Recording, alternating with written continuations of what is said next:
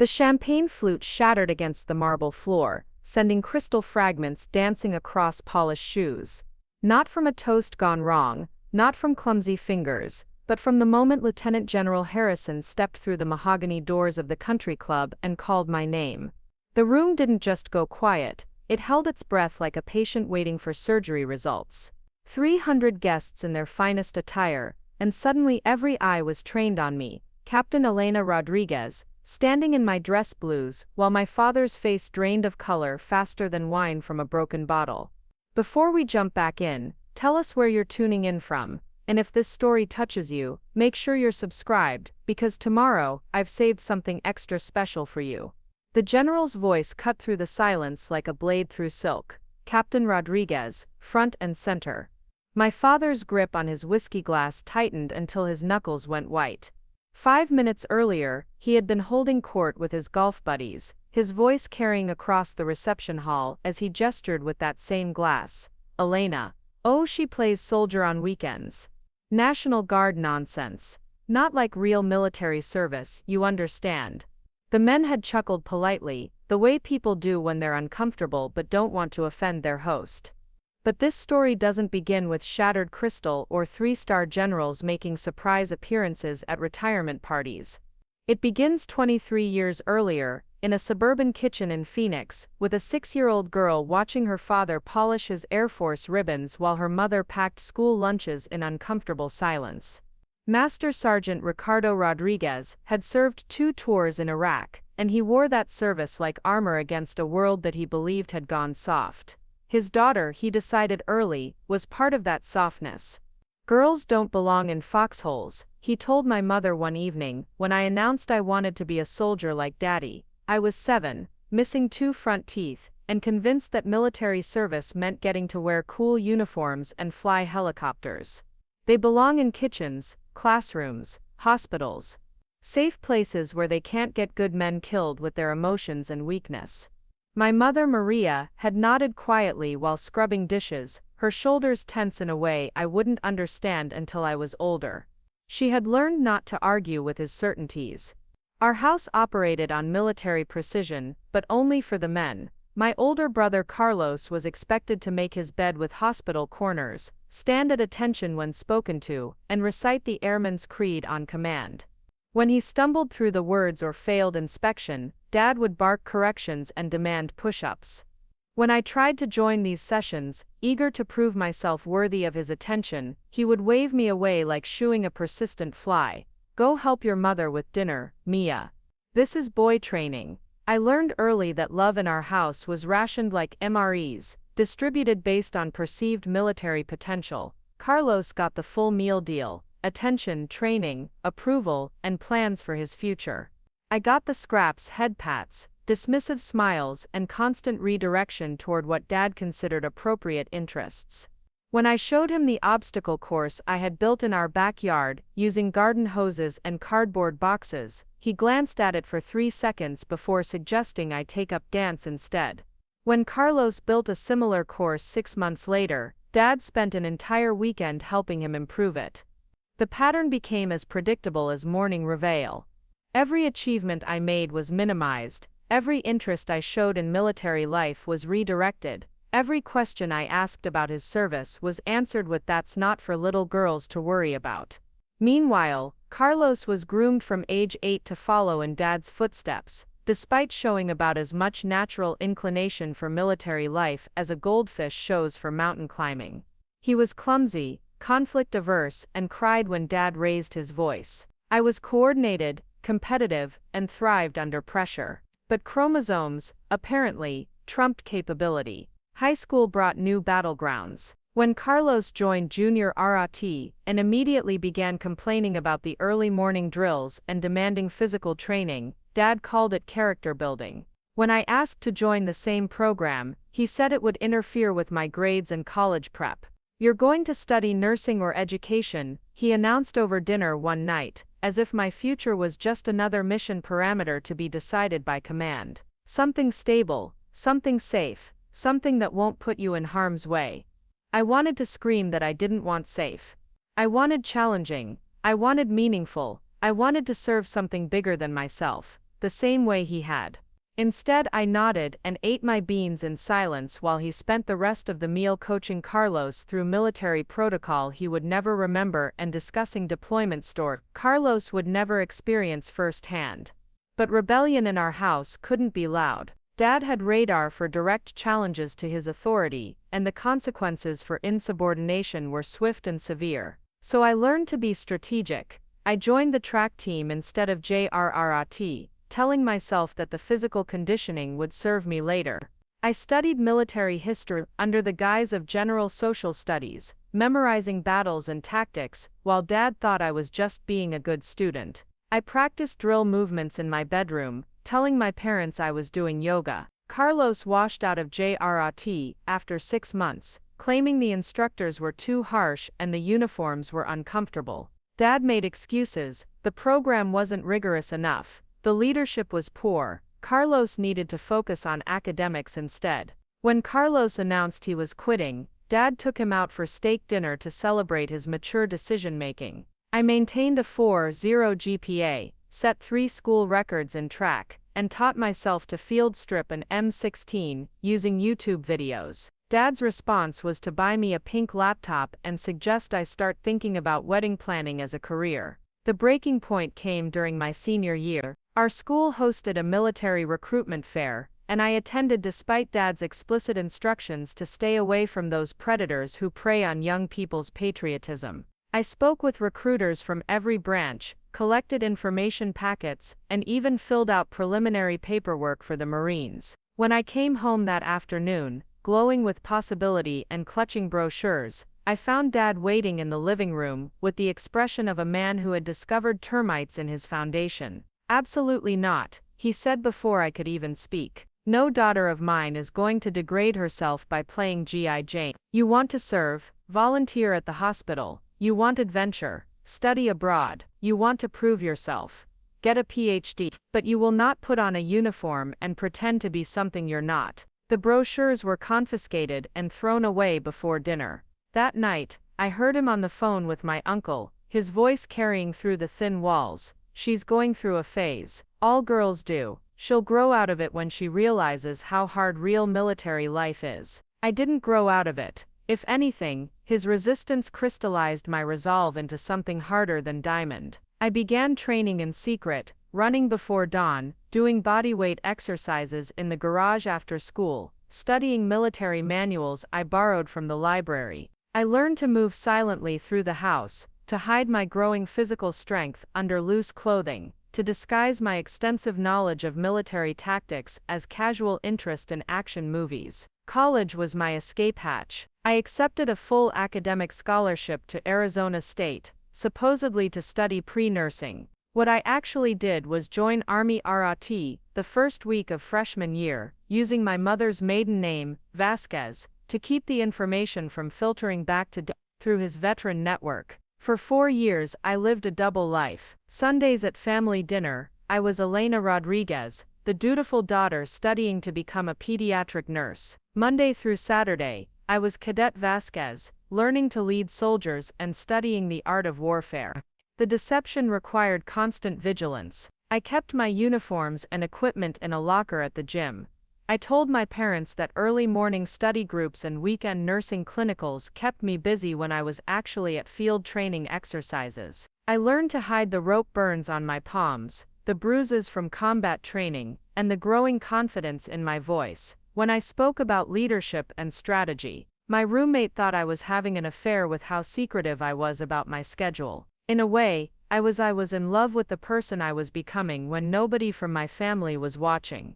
Dad remained convinced that college would cure me of my military fantasies. He bragged to neighbors about his daughter, the future nurse, showed off my Dean's List certificates, and made plans for me to work at the VA hospital after graduation so I could serve veterans without putting myself in danger. He never asked about my specific classes, never questioned why I seemed to know so much about current military operations, never wondered why I had developed the habit of standing at attention when he entered a room. ROT wasn't just training, it was revelation. For the first time in my life, I was evaluated based on my abilities rather than my gender. When I outperformed male cadets in physical fitness tests, I was praised, not dismissed. When I demonstrated tactical thinking during field exercises, I was promoted, not redirected. When I showed natural leadership abilities, I was given more responsibility, not told to step back and let the boys handle it. The contrast with my home life was so stark it was almost painful. My instructors saw potential that my father refused to acknowledge. Colonel Matthews, a Vietnam veteran with steel-gray eyes and a reputation for suffering no fools, pulled me aside after a particularly challenging field exercise during my junior year. "Vasquez," he said, using the name I had given them, "you've got something special. Natural command presence, tactical intuition, physical courage. Have you considered making this your career instead of just your college activity?" I wanted to laugh at the absurdity of it. Considered it. I dreamed about it every night. I had memorized every military occupational specialty, researched deployment locations, and planned career progression paths with the detail of a general staff officer planning an invasion. But I couldn't explain that my biggest enemy wasn't foreign adversaries, or difficult training. It was the man who had raised me to believe I was fundamentally unfit for the thing I wanted most in the world. Instead, I told Colonel Matthews I would think about it. That night, I called home and tested the waters during our weekly check-in call.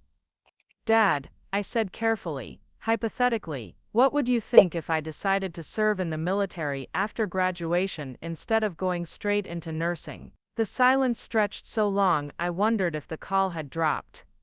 "Elena," he finally said, his voice carrying the weight of absolute authority, "we've discussed this. You're not cut out for military life. You're too soft, too emotional, too physically weak. You'd be a liability to any unit unlucky enough to get stuck with you. Drop this nonsense and focus on your studies. Some fantasies are too dangerous to indulge." I hung up the phone and stared at my reflection in my dorm room mirror. The woman looking back at me had call-used hands from rope climbs, defined shoulders from carrying heavy packs, and eyes that had seen her successfully lead teams through complex tactical scenarios. She could navigate by compass, treat combat injuries, and had never failed a single physical fitness test. But in my father's eyes, she would always be the little girl who needed to be protected from her own ambitions. That was the night I made my decision. I would commission as an officer after graduation, but I wouldn't tell him until after it was done.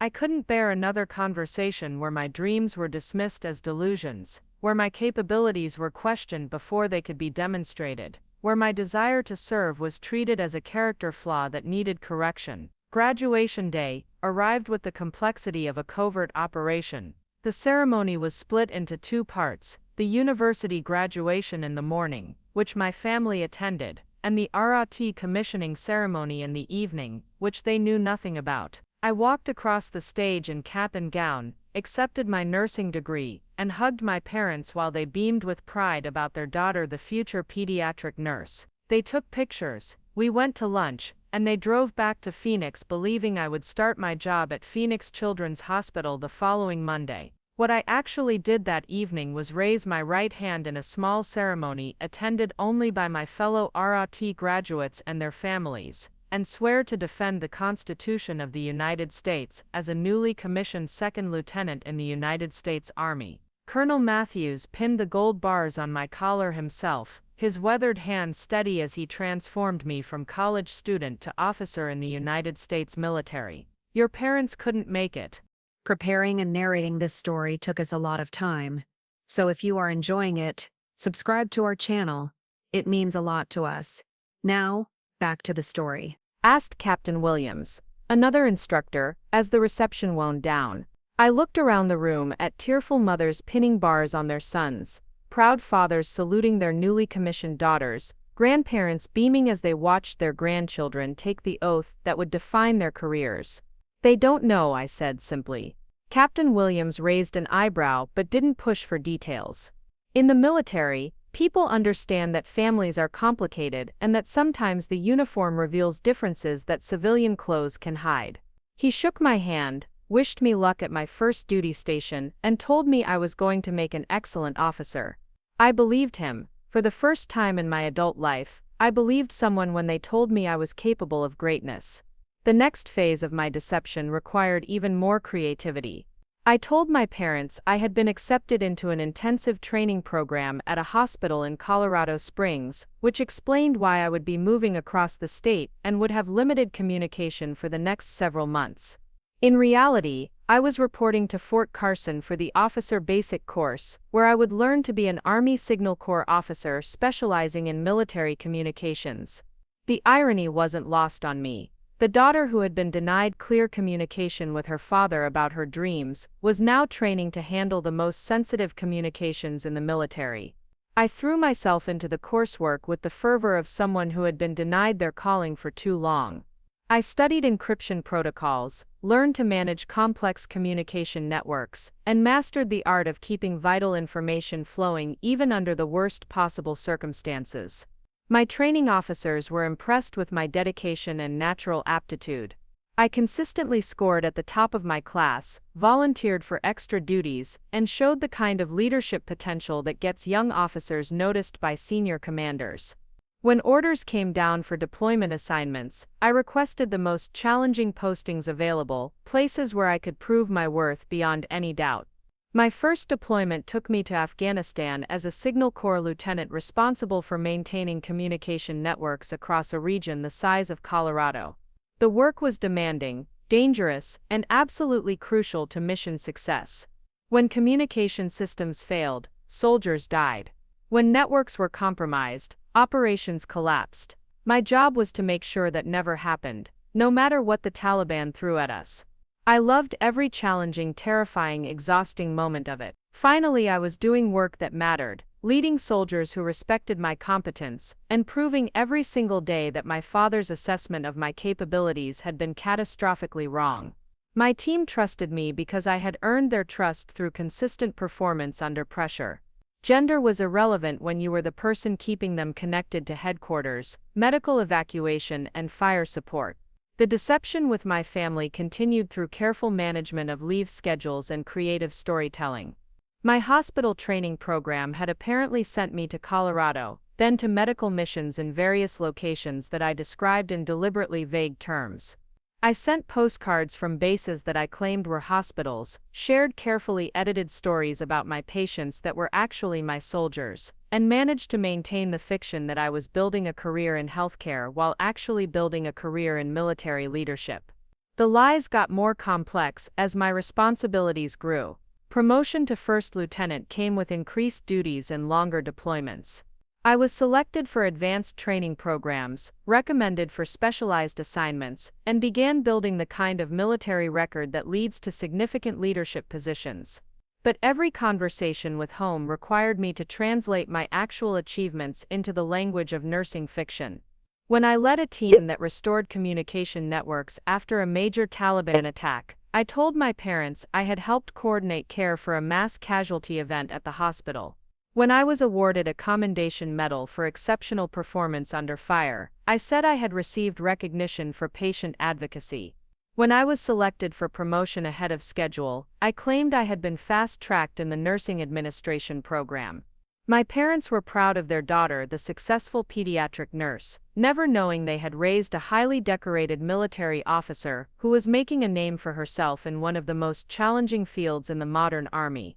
Dad would show my nursing school graduation photo to his friends and talk about how I had found my calling taking care of children, while I was actually deployed to combat zones, taking care of soldiers. The double life was exhausting but necessary. I couldn't bear the thought of his disappointment poisoning my achievements, couldn't stand the idea of his doubt undermining the confidence I had worked so hard to build. Better to let him love a fiction than hate a truth he was incapable of accepting. Years passed in this parallel existence. Captain's bars replaced lieutenant's bars.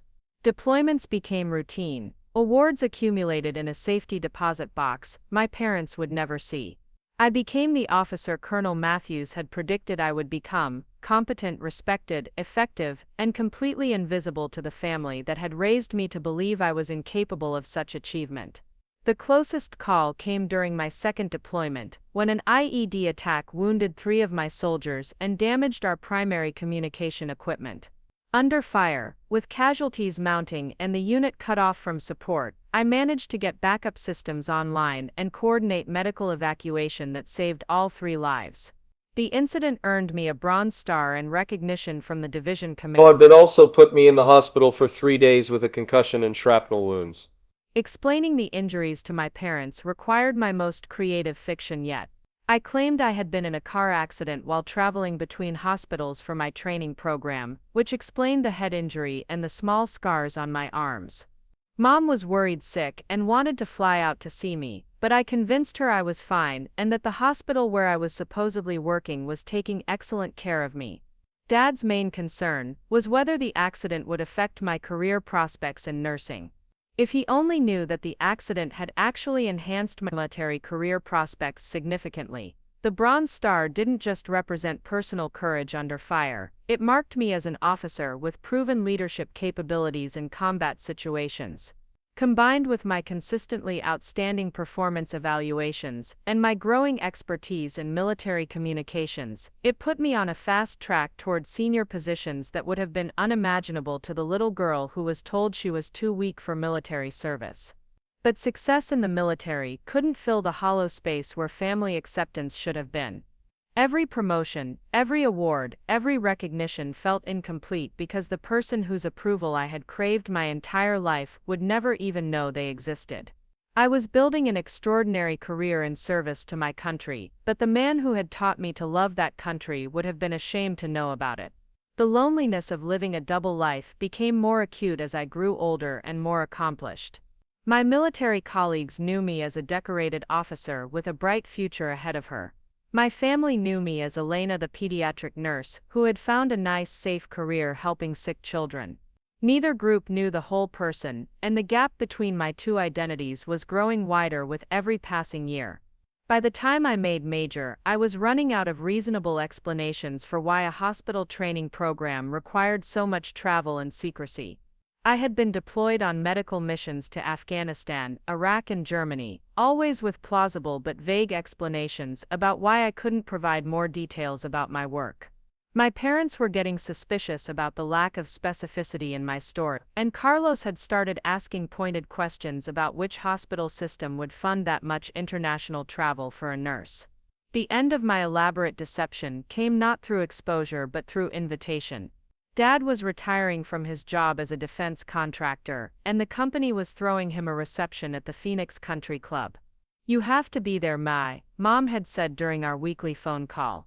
"It's a big honor, and he specifically asked for you to attend. He wants to introduce you to his colleagues, show off his daughter the nurse." I almost said no. The thought of spending an entire evening pretending to be someone I wasn't, surrounded by military contractors and retired service members, who would understand exactly what I had actually accomplished if they knew the truth, felt like a special kind of torture. But something in Mom's voice made me reconsider. She sounded tired, older, as if carrying the weight of maintaining peace between Dad and me for all these years had finally begun to wear her down. "Of course I'll be there," I heard myself say. I wouldn't miss Dad's retirement party. I flew into Phoenix 3 days before the event, staying at a hotel rather than my childhood home to maintain the fiction that I was just passing through between hospital assignments. The city looked different after years of deployment, smaller, cleaner, safer than the places where I had been working. I drove past my high school, past the track where I had first learned to push my body beyond what I thought were its limits. Past the library, where I had checked out those first military history books that Dad thought were just homework assignments. Everything looked exactly the same, but I felt like a completely different person than the young woman who had left for college 8 years earlier. That woman had been desperate for approval, willing to hide her dreams to avoid conflict. This woman was a major in the United States Army with 2 combat deployments, multiple decorations, and the respect of every soldier who had ever served under her command. The transformation had taken years, but it was complete. I spent the morning of the retirement party shopping for a dress that would be appropriate for a country club reception, something feminine and professional that would fit my family's expectations of who I was supposed to be. The irony of carefully selecting civilian clothes to disguise my military identity wasn't lost on me. I had spent years doing the opposite, choosing military uniforms that reflected my true self while hiding them from the people who were supposed to know me best. The Phoenix Country Club was exactly what I expected: marble floors, crystal chandeliers, and the kind of understated wealth that whispers rather than shouts. Dad's colleagues were a mix of current and former military officers, defense contractors, and local business leaders who had built careers around supporting the military-industrial complex. They were exactly the kind of people who would have appreciated my actual accomplishments if they had known about them. Dad looked distinguished in his best suit, accepting congratulations and telling war stories to an appreciative audience. He had lost weight since I had seen him last, and his hair had gone completely gray, but he still carried himself with the ramrod posture of a career non-commissioned officer. When he saw me approach, his face lit up with genuine pleasure. "Elena," he embraced me warmly, then turned to introduce me to his companions. "Gentlemen, this is my daughter I was telling you about. The pediatric nurse. She's been working at hospitals all over the country, helping sick children. Makes me proud every day." The men smiled politely and made appropriate comments about the noble calling of nursing. I smiled back and played my role, answering questions about my work with children, while standing in a room full of people who would have understood exactly why my father should have been proud of my actual military service. The conversation was pleasant enough, but underneath it all, I felt the familiar ache of being seen as someone I wasn't, praised for achievements that weren't mine, loved for a version of myself that existed only in my father's imagination. As the evening progressed, Dad held court with various groups, always making sure to mention his successful daughter, the nurse who was doing such important work helping children. I found myself standing at the edge of these conversations, smiling and nodding while he bragged about accomplishments I had never achieved, while remaining completely ignorant of the ones I had actually earned through blood, sweat, and courage under fire. The breaking point came when someone asked him about military service running in the family. "Well," Dad said, puffing up with pride, "my son Carlos tried the military route, but it wasn't for him. Too smart for all that regimentation, you know. He's in business now, doing very well. As for Elena here," he gestured toward me with his whiskey glass, "she's got too soft a heart for military life."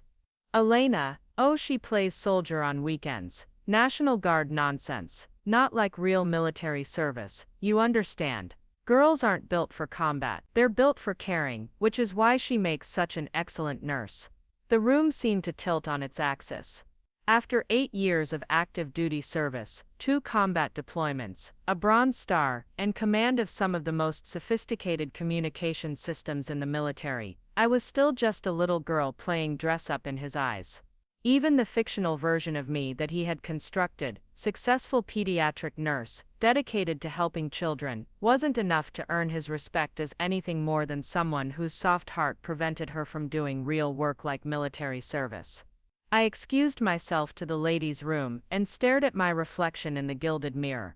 The woman looking back at me had laugh lines from years of camaraderie with fellow soldiers, a small scar above her left eyebrow from that IED attack in Afghanistan, and the kind of quiet confidence that comes from leading people through life and death situations.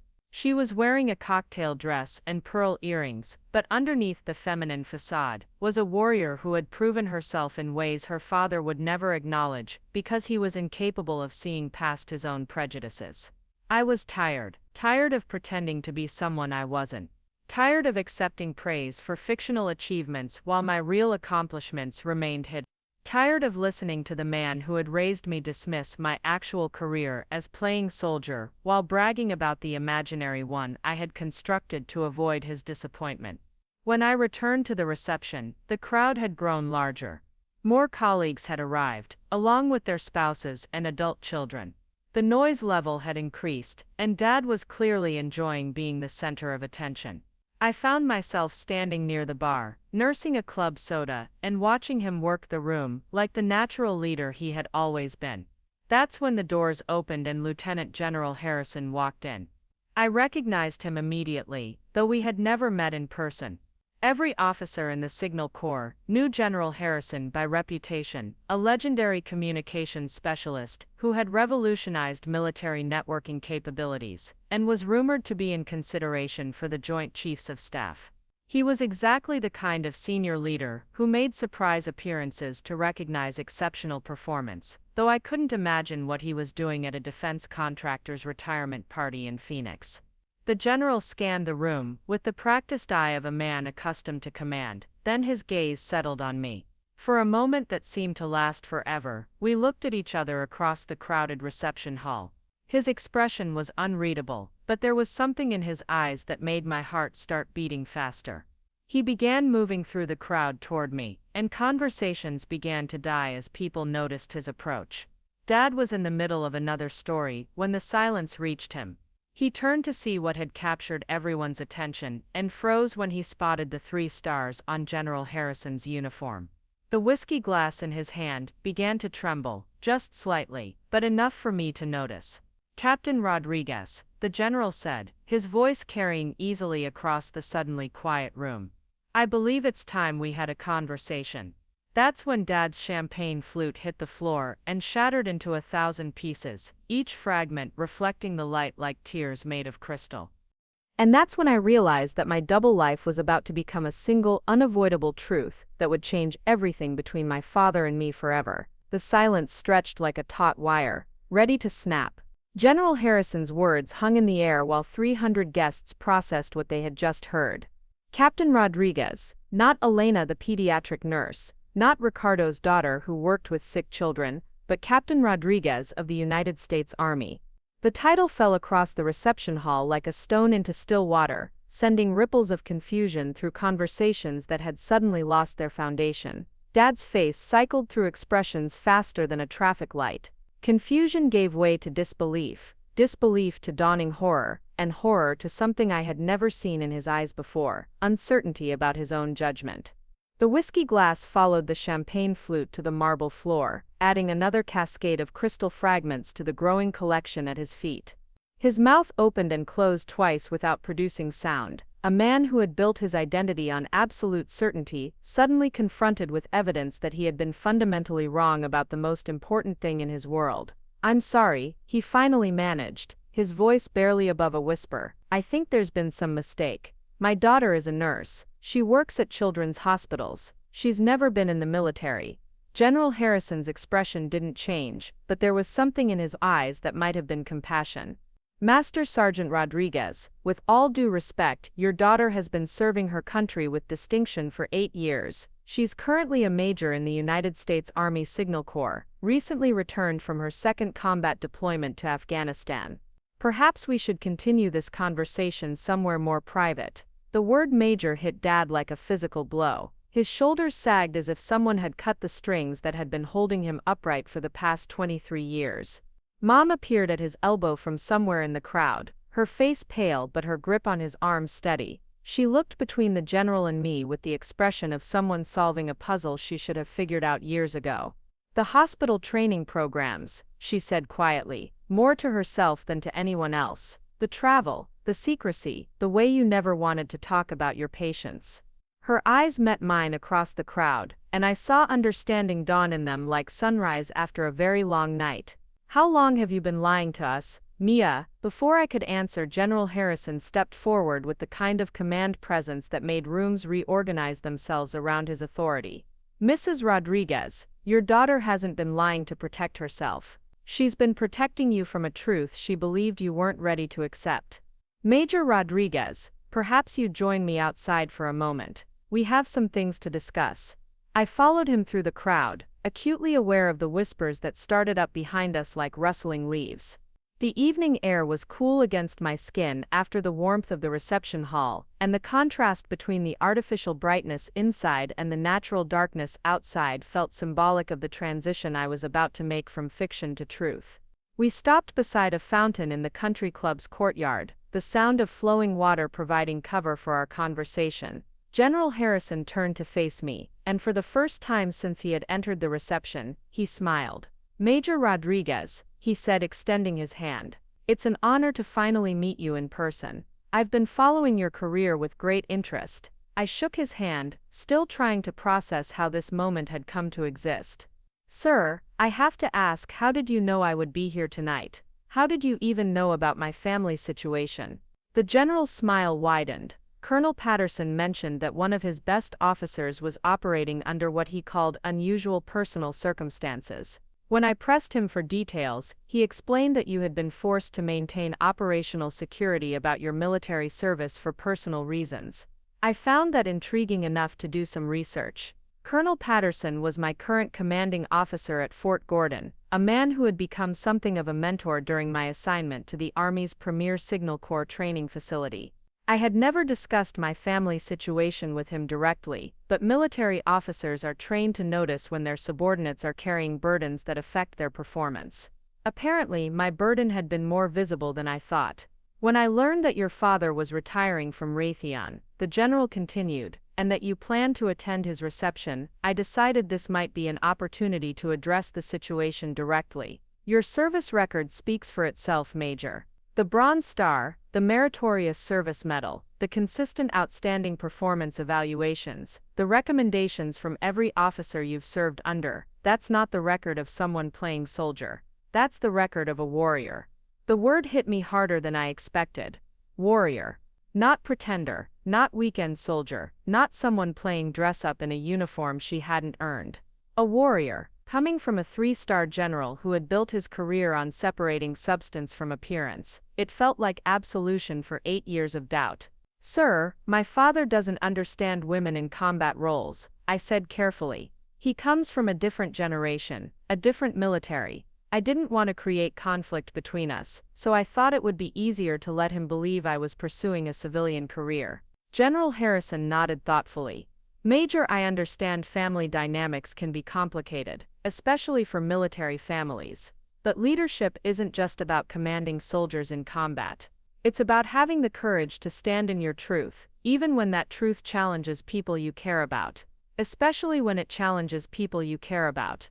Through the glass doors, I could see Dad sitting heavily in a chair while Mom stood beside him, her hand resting on his shoulder. Other guests were maintaining a respectful distance, but I could see the curiosity and confusion in their faces. The evening that was supposed to celebrate his accomplishments had been hijacked by the revelation of mine, and I felt a pang of guilt about the timing. I need to go back in there and explain, I said. He deserves to hear the truth from me, not discover it from a stranger. In a moment, the general said, "First, I want to discuss why I'm really here. Your current assignment at Fort Gordon ends in 3 months. I have a position available on my staff at the Pentagon, working on next-generation military communication systems. It's a significant career opportunity, but it would also put you in a very visible position within the Army hierarchy. The days of maintaining operational security about your service would be over permanently. The offer hung between us like a bridge. I could either cross or leave unbuilt. Pentagon assignment to a 3-star general's staff was the kind of opportunity that came along once in a career, if at all. It was also exactly the kind of high-profile position that would make it impossible to continue living a double life. Every newspaper article, every promotion announcement, every public appearance would carry my name and photograph. There would be no more fiction about pediatric nursing, no more carefully constructed lies about hospital training programs. Sir, that's an incredible opportunity, I said slowly, but I need to consider the impact on my family relationships. This revelation tonight, it's going to change everything between my father and me. I'm not sure adding more visibility to my military career is the right move immediately. General Harrison studied my face in the dim light from the courtyard lamps. Major, with respect, your father's opinion of your career choices isn't a factor in military personnel decisions. The question isn't whether he's ready for you to serve at the highest levels of the Army. The question is whether you're ready to stop limiting yourself based on his limitations. The words stung because they were true. For 8 years I had been performing at the highest levels while artificially constraining my career advancement to avoid family conflict. I had turned down high-visibility assignments, avoided opportunities that might generate media attention, and generally kept my head down to maintain the fiction that I was someone other than who I actually was. How many opportunities had I missed? How many chances to serve at a higher level had I sacrificed to protect my father's feelings? I need some time to think about it, I said finally. Of course, but not too much time. The position needs to be filled within 90 days, and there are other qualified candidates. He handed me his business card. Call me within 2 weeks with your decision. And Major, whatever you decide about the Pentagon assignment, it's time to stop hiding your light under a bushel. You've earned the right to serve openly and proudly. We walked back into the reception together, and I felt the weight of 300 pairs of eyes tracking our movement across the room. Dad was still sitting in the same chair, but his posture had changed. Instead of the defeated slump I had left behind, he was sitting straight-backed, hands folded in his lap, staring at nothing with the expression of a man trying to reconcile two incompatible versions of reality. Mom intercepted me before I reached him. "Mija," she said quietly, "we need to talk. All of us, but not here, not with all these people watching. Can you come to the house tonight?" I nodded, suddenly exhausted by the prospect of the conversation that had been 8 years in the making. "I'll be there after the reception ends." "Elena," she said, using my real name for the first time since the revelation began, "I need you to understand something. Your father loves you. He's always loved you. But he spent your entire life terrified that something would happen to you, and that fear made him try to build walls around you instead of wings under you. What he did, telling you that you weren't strong enough for military service, it wasn't about your capabilities. It was about his terror of losing you. I wanted to argue that love shouldn't require hiding who you are, that fear wasn't an excuse for diminishing someone's dreams, that protection shouldn't come at the cost of potential. But looking at my mother's face, seeing the exhaustion of a woman who had spent decades managing the emotional distance between her husband and daughter, I kept those thoughts to myself. The remainder of the reception passed in a blur of awkward conversations and curious stares. Dad's colleagues, the same men who had smiled politely at stories about pediatric nursing, now approached me with the genuine respect reserved for fellow warriors. They asked about my deployments, my experiences in Afghanistan, my thoughts on current military operations. For the first time in 8 years, I was able to speak honestly about my work, and the relief was almost overwhelming. But across the room, Dad remained in his chair, accepting congratulations on his retirement with mechanical politeness, while stealing glances at me as if trying to reconcile the daughter he thought he knew with the officer everyone else was now discussing. When people mentioned my service, he would nod and make non-committal sounds, but he never joined the conversations or asked questions about my experiences. The evening officially ended around 10 o'clock, but Dad was ready to leave much earlier. Mom made our excuses, and we found ourselves in their car driving through the familiar streets of Phoenix in complete silence. I sat in the back seat like a teenager again, watching the city lights blur past the window, and trying to prepare for a conversation that would either repair our relationship or damage it beyond recovery. Their house looked exactly the same as it had when I left for college 8 years earlier. Dad's military memorabilia still covered the walls of the living room, framed certificates, shadow boxes full of medals, photographs of him in uniform with various units and colleagues. But now, seeing it through the eyes of someone who had earned her own collection of military honors, the display looked different. Less impressive, somehow, more like a monument to past glory than a foundation for ongoing service. We settled into the same seats we had occupied for countless family meetings over the years, Dad in his recliner, Mom on the couch, me in the chair that had always been designated as mine. The familiar arrangement felt surreal given the circumstances, as if we were following the script of a play while ignoring the fact that all the characters had changed. "So Dad said finally, his voice carefully controlled, 'How long have you been lying to us?' The question was predictable, but it still hit like a slap. 8 years of building a distinguished military career, and his first concern was about deception rather than achievement. I took a deep breath and tried to find words that would explain the unexplainable. "I've been on active duty for 8 years," I said. "I commissioned as a second lieutenant immediately after college graduation. I'm currently a major in the Army Signal Corps, and I've completed 2 combat deployments to Afghanistan." Dad's face went through the same cycle of expressions I had seen at the country club: disbelief, confusion, anger, and something that might have been grief. "You've been in combat," he said quietly. "You've been in actual combat, and you never told us." "I couldn't tell you," I replied. Every time I tried to discuss military service, you made it clear that you thought I was incapable of it. You called it playing soldier, said I was too weak, too emotional, too physically inadequate. I didn't see how telling you the truth would help anyone. So instead you lied. His voice was getting louder, more controlled anger bleeding through. For 8 years you lied to your parents about the most important thing in your life. Do you understand what that feels like? Do you understand what it's like to discover that your own daughter has been treating you like an enemy who couldn't be trusted with the truth? The accusation stung because it wasn't entirely wrong. I had treated him like someone who couldn't be trusted with the truth about my life, my career, my identity. But the reason I had made that choice wasn't arbitrary. It was based on 23 years of evidence about how he responded to my military interests. Dad, I said, fighting to keep my voice level, I didn't lie because I wanted to deceive you. I lied because I wanted to avoid the fight we're having right now. I wanted to pursue my career without having to constantly defend my right to exist in a space you'd already decided I didn't belong in. A space he stopped mid-sentence, his mouth hanging open, as the implications of my words sank in. You think I didn't want you to serve, because I don't respect military service. You think I spent 22 years in the Air Force, because I don't understand the value of wearing the uniform.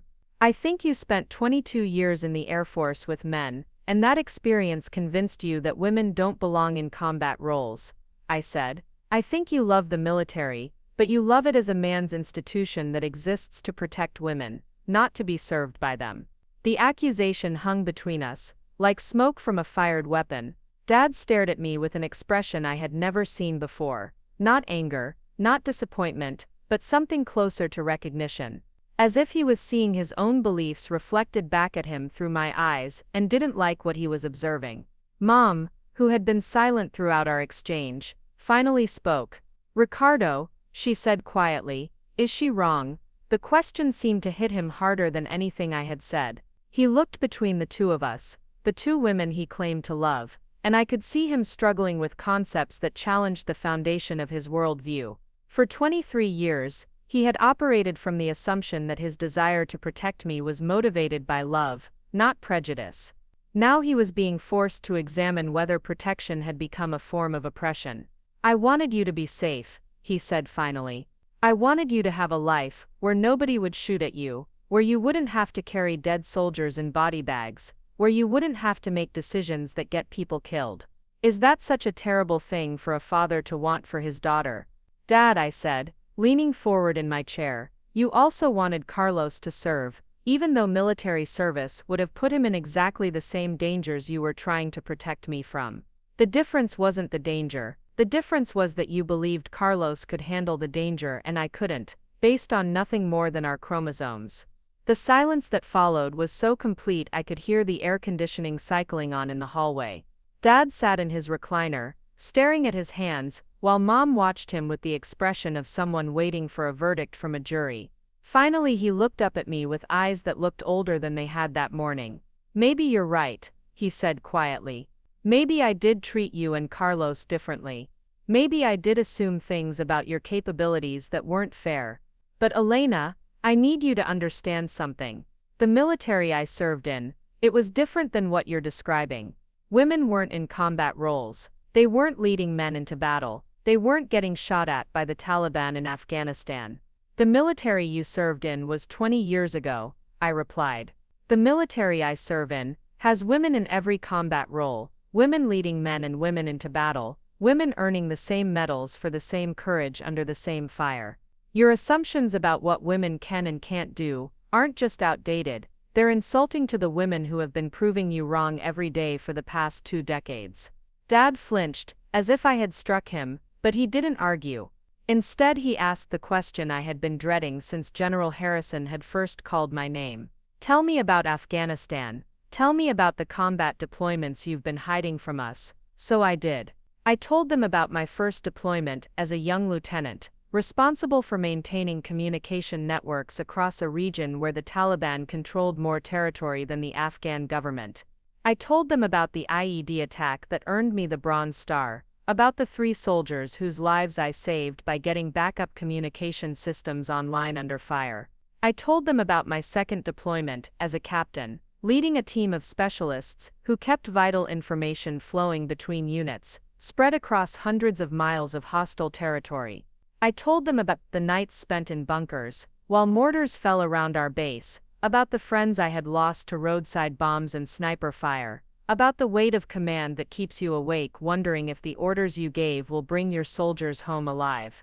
I told them about the pride I felt wearing the uniform, about the respect I had earned from the soldiers who served under me, about the sense of purpose that came from doing work that mattered in places where the stakes were literally life and death.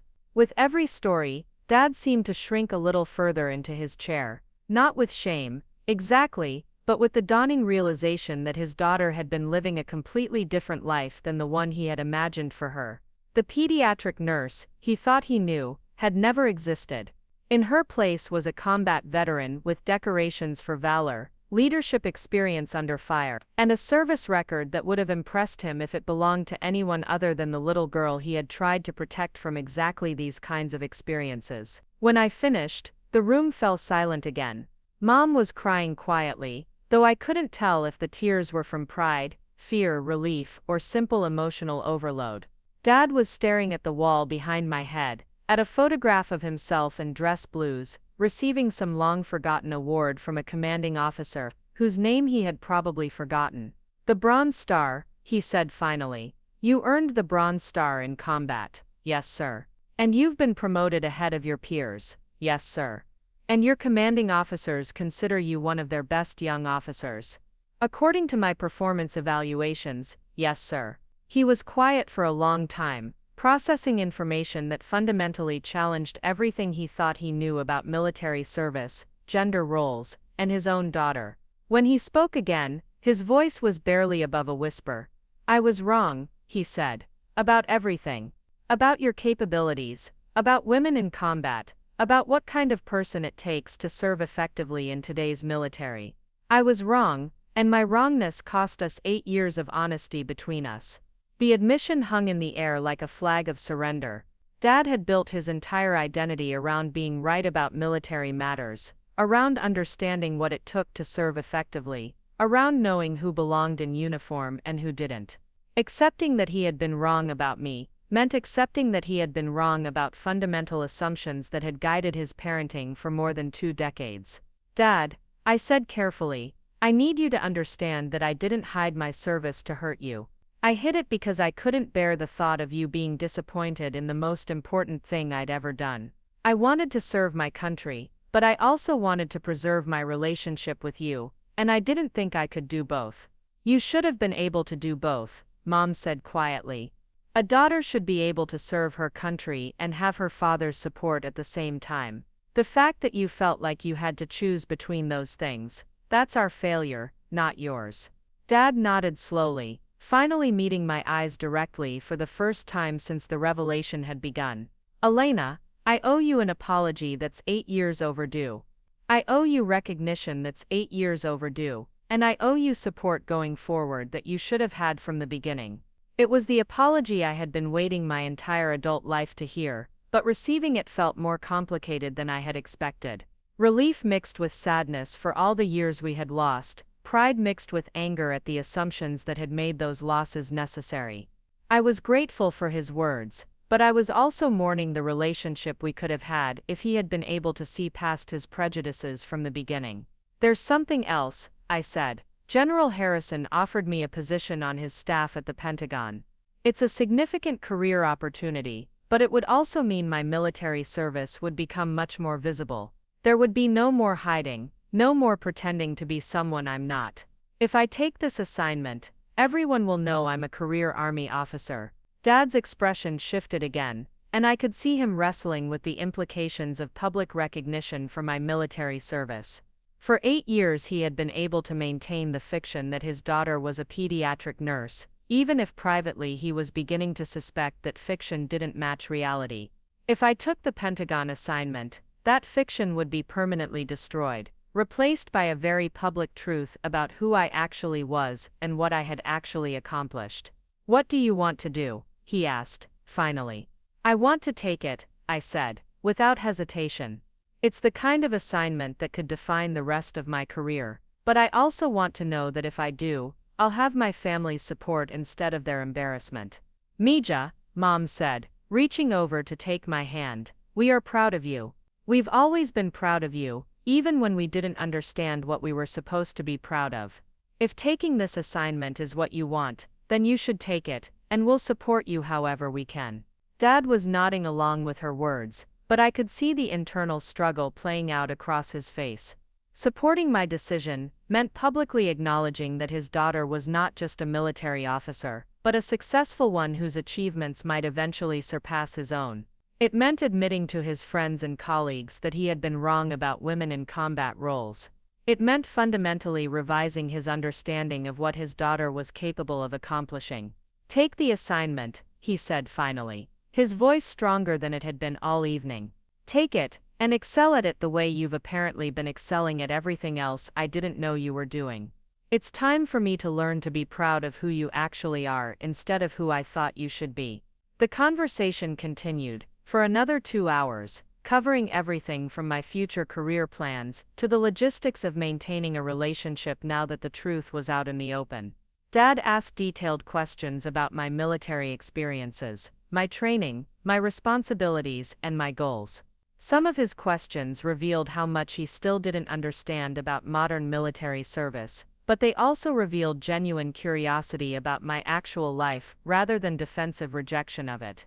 By the time I left their house that night, something fundamental had shifted between us. We weren't the same people we had been that morning. I was no longer pretending to be someone I wasn't, and he was no longer operating from assumptions that had been proven wrong. We had a long way to go before our relationship would be completely repaired, but for the first time in 8 years, we were at least being honest with each other about who we actually were. The drive back to my hotel gave me time to process the evening's revelations and their implications for my future. General Harrison's offer represented everything I had been working toward: recognition, responsibility, and the chance to serve at the highest levels of military leadership. But it also represented the end of the double life that had defined my adult existence and the beginning of a much more complicated relationship with my family. I called Colonel Patterson the next morning to inform him about General Harrison's offer and to request his guidance about the decision. His response was immediate and unequivocal. "Elena," he said, "this is exactly the kind of opportunity I've been telling you to prepare for. You've been limiting your career advancement to accommodate personal considerations that frankly aren't relevant to your professional capabilities. If you turn down this assignment because you're worried about family dynamics, you'll regret it for the rest of your career." "Sir, my family situation is more complicated than I've let on," I said carefully. "I don't care if your family situation involves witness protection and the mob," he replied bluntly. "You're one of the best officers I've ever commanded, and you have the potential to serve at the highest levels of Army leadership. Don't let family drama derail a career that could make a real difference for the soldiers who will serve under you in the future." His words echoed General Harrison's advice about not allowing other people's limitations to constrain my own potential. For 8 years I had been making career decisions based on my father's prejudices rather than my own capabilities. I had turned down opportunities, avoided challenges, and generally kept my head down to maintain a fiction that was ultimately unsustainable. How much further along in my career would I be if I had been making decisions based on merit rather than family politics? That afternoon, I called General Harrison's office and accepted the Pentagon assignment. The decision felt simultaneously liberating and terrifying. Liberating because it represented the end of hiding who I was and what I had accomplished. Terrifying because it meant stepping into a level of visibility and responsibility that would define the rest of my military career. There would be no more safe anonymity, no more flying under the radar, no more pretending to be less than I actually was. But perhaps most importantly, it represented a choice to trust that my relationship with my family was strong enough to survive the truth about who I had become. Dad's apology had been genuine, but apologies are easier to give than fundamental changes in worldview are to sustain. The real test would come when I was featured in military publications, when newspaper articles mentioned my combat service, when his friends and colleagues understood that his daughter hadn't just joined the military, she had excelled in it beyond his own accomplishments. The remaining weeks of my assignment at Fort Gordon passed quickly as I prepared for the transition to Washington and the most challenging assignment of my military career. My soldiers threw me a farewell party, complete with a cake shaped like the Pentagon and speeches about the impact I had made on their professional development. For the first time in my career, I was able to invite my parents to a military function, and watching Dad shake hands with the soldiers I had led felt like closing a circle that had been open for far too long. The night before I left for Washington, Dad knocked on my hotel room door. He was carrying a small wooden box that I recognized from his study, the one where he kept his most important military memorabilia. "I wanted to give you something," he said awkwardly, extending the box toward me. "Something I should have given you a long time ago." Inside was his original set of sergeant stripes, the ones he had worn during his first deployment to Iraq. They were worn smooth from years of handling, and they carried the weight of his own military journey from young airman to senior non-commissioned officer. "Dad," I said, trying to hand the box back, "these are yours, you earned them, and now you've earned the right to carry them," he replied, refusing to take the box back. "I can't give you back the 8 years when I should have been supporting your military career, but I can give you these, and I can tell you that I'm proud of the soldier you've become, even if I was too stubborn to see it happening." I accepted the box and the apology it represented, understanding that it was his way of acknowledging not just my military service, but my right to carry forward the family tradition he had once thought belonged exclusively to sons. The stripes wouldn't go on any uniform I would ever wear. Officers don't wear enlisted insignia, but they would remind me that respect in our family was no longer divided by gender lines. The flight to Washington the next morning felt like flying toward a future that finally matched my capabilities, rather than my father's expectations. For the first time in my adult life, I was moving toward a challenge without having to hide my excitement about it, without having to pretend that I was someone other than who I actually was. But as the plane descended toward Reagan National Airport, I understood that the real work was just beginning. General Harrison had offered me the opportunity to serve at the highest levels of military leadership, but I would still have to prove that his faith in my capabilities was justified. The Pentagon assignment would test everything I had learned about leadership, strategy, and performance under pressure, and it would do so in an environment where failure would be both visible and consequential. More importantly, it would test whether the relationship I had rebuilt with my father could survive the reality of his daughter achieving military success that might eventually surpass his own. Apologizing for past mistakes was one thing. Living with the ongoing reality of a daughter who had proven his fundamental assumptions wrong would be something else entirely. As I collected my luggage and prepared to begin the most important assignment of my military career, I carried with me both the weight of new responsibility and the hope that truth, finally spoken after 8 years of silence, would prove stronger than the prejudices that had kept it hidden for so long.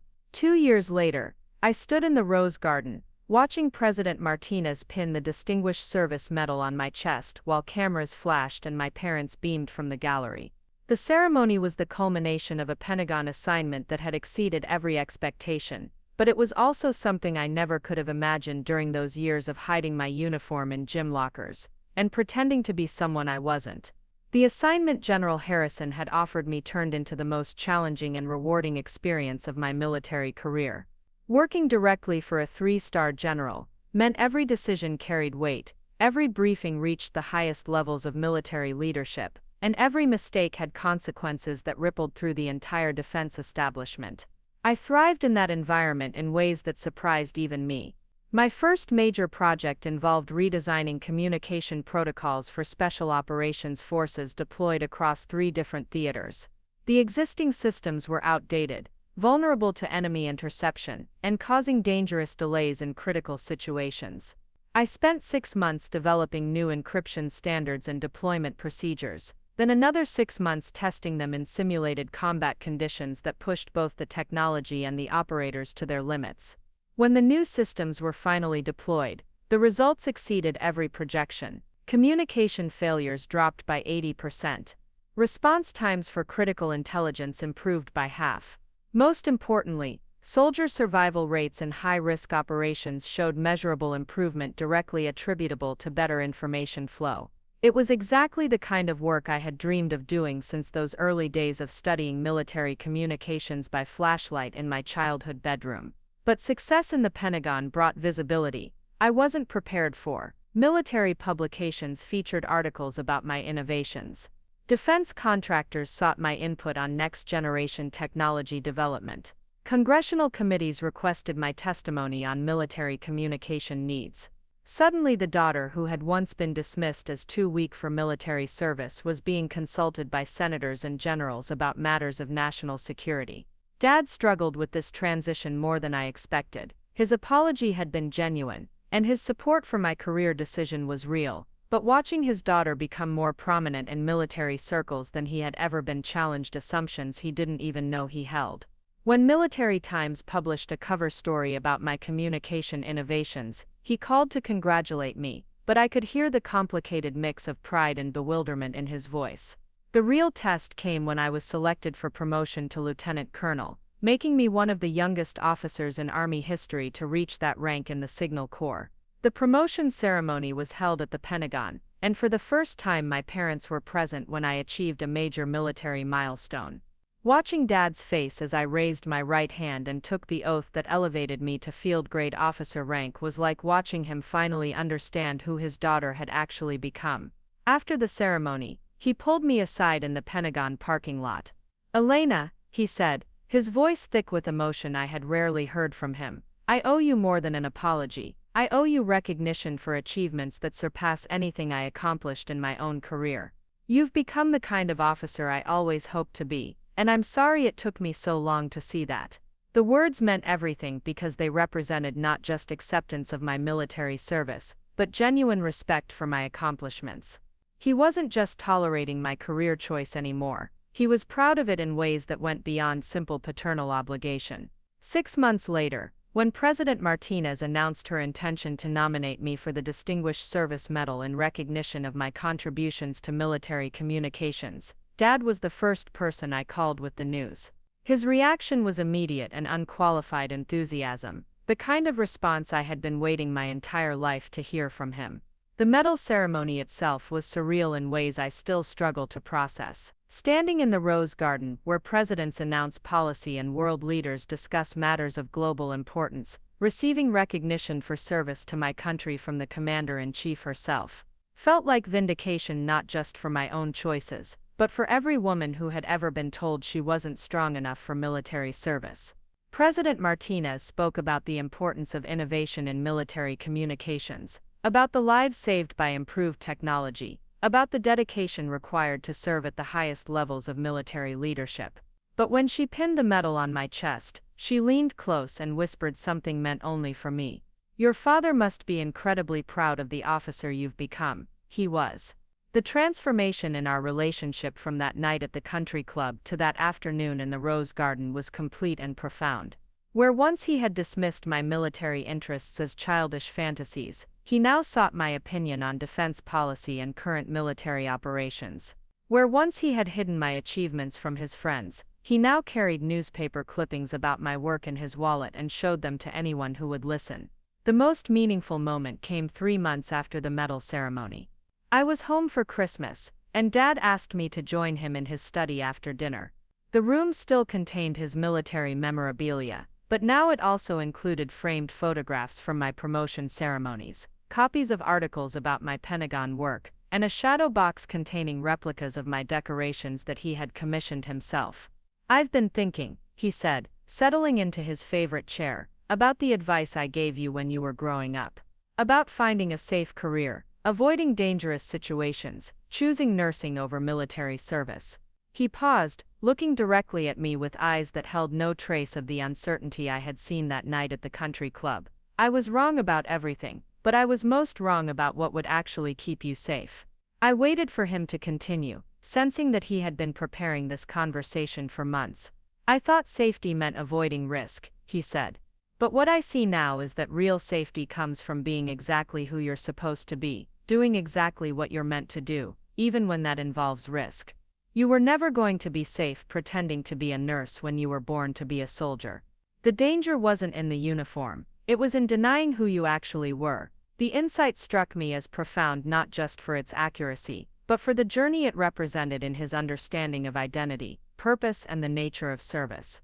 The man who had once tried to protect me from my own calling now understood that the greatest protection comes from embracing that calling completely.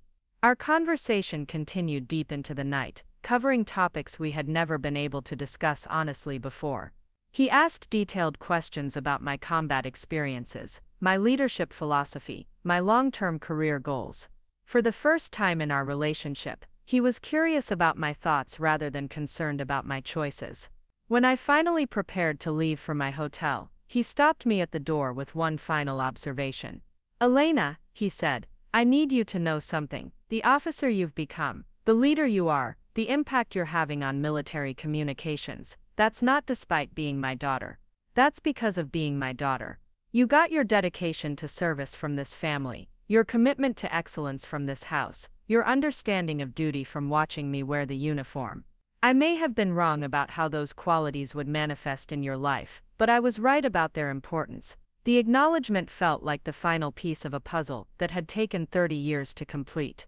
Not only did he accept my military service, not only was he proud of my achievements, but he recognized that those achievements grew from the same soil that had produced his own service to the country. I was carrying forward a family tradition, not breaking from it. 6 months later, I received word that I had been selected for promotion to colonel, making me one of the youngest female officers in Army history to reach that rank. The promotion would come with command of a strategic communication unit responsible for some of the most sensitive operations in the military. It was exactly the kind of assignment I had dreamed about during those secret training sessions in my parents' garage 25 years earlier. The promotion ceremony was held at Fort Belvoir, and this time my entire extended family attended. Dad wore his dress blues for the occasion, and when I asked him to pin my new insignia, his hands were steady as he attached the silver eagles that marked my transition from field grade to senior officer. When he stepped back and saluted me, not out of ceremony, but out of genuine respect, I understood that our journey from conflict to mutual recognition was finally complete. That evening, at the reception following the ceremony, Dad found himself surrounded by junior officers, who wanted to hear stories about my childhood and early development as a leader. Instead of deflecting their questions or changing the subject, he regaled them with tales about my determination, my physical courage, my natural leadership abilities, that had been evident since childhood. "I always knew she was destined for military service," he told a young lieutenant who asked about my early interest in the Army. "Even as a little girl, she had the heart of a warrior. It just took me too long to recognize that courage comes in different forms than what I was used to seeing." The statement wasn't entirely true. He hadn't always known I was destined for military service, but it represented the truth he had chosen to embrace about our relationship going forward. Rather than dwelling on years of misunderstanding, he was creating a narrative that honored both my achievements and his eventual recognition of them. Later that night, as I packed my belongings to return to Washington and prepare for my new command, I reflected on the journey that had brought me from that 6-year-old girl, watching her father polish his ribbons to a full colonel in the United States Army with her own collection of decorations earned through service, sacrifice, and dedication to something larger than herself. The path hadn't been straight or easy. Years of hiding who I was, pretending to be someone I wasn't, and accepting limitations that had nothing to do with my actual capabilities, had been painful and frustrating.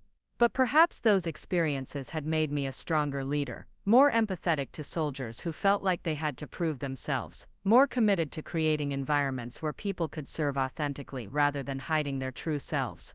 As I drove away from my childhood home that night, I carried with me not just my father's blessing on my continued military service, but his genuine pride in the officer I had become. The little girl who had been told she wasn't strong enough for military service had become a colonel whose innovations were saving lives in combat zones around the world. The daughter who had been dismissed as too emotional for leadership was now commanding soldiers in some of the most challenging assignments in the modern military. Most importantly, I was no longer living a double life. The uniform I wore was the same whether I was at work or visiting family, whether I was briefing generals or having dinner with my parents. The person my soldiers followed into difficult missions was the same person my family welcomed home for holidays. That integration of identity, That alignment between who I was privately and who I was professionally felt like the greatest victory of all. Not because it represented triumph over my father's prejudices, but because it represented the freedom to be completely myself in every environment, to serve my country without apology, and to carry forward a family tradition of military service in my own authentic way. The 6-year-old girl who had wanted to be a soldier like Daddy had grown up to become a soldier like no one else, and that distinction was exactly what her country needed. Up next, you've got 2 more standout stories right on your screen. If this one hit the mark, you won't want to pass these up. Just click and check them out.